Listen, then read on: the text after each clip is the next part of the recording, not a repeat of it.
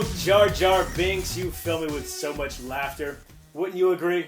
Yes, the only thing that can make episode 1 better is more Jar Jar Binks. Yep. Oh, hey, friends of the blend. Didn't see you come in. Let me just turn this off. All right.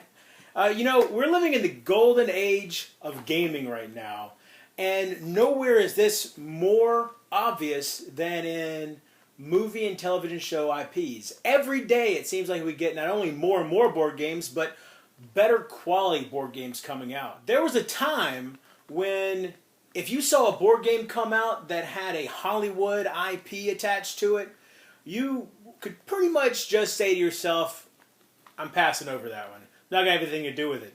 But that's not the case anymore. Now we've got games like Firefly, Battlestar Galactica, Sons of Anarchy, Star Trek Attack Wing, and of course the mother, the king, the emperor of all IPs, Star Wars. What are you?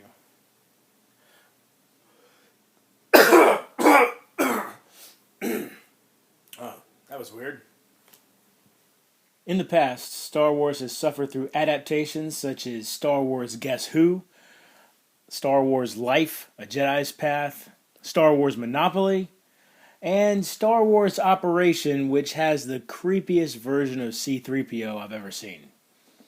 There are also less mainstream games, more of what we might consider a standard board game, with Star Wars Escape from the Death Star, which has a 4.72 on Board Game Geek right now, or Star Wars Wicket the Ewok board game with a 4.1.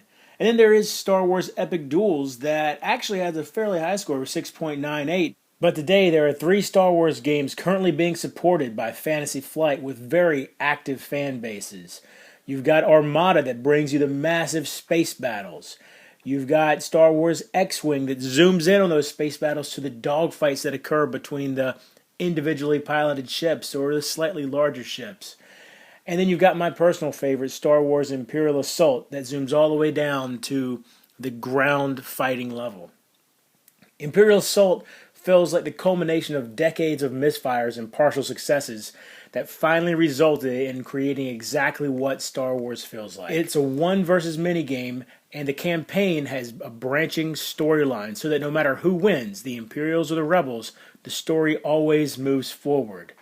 It has an incredibly engaging story with side missions that outline the backstory for each hero the Rebels are using in that particular campaign. And of course, it has tons of fantastic miniatures. Currently, the game takes place in the time after the destruction of the first Death Star. But with this system, you could recreate so many iconic ground battles from the Star Wars mythos. Han's rescue from Jabba? Yes, give us a Jabba mini.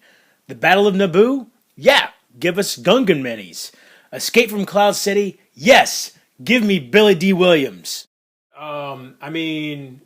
Give us Lando Calrissian minis, please.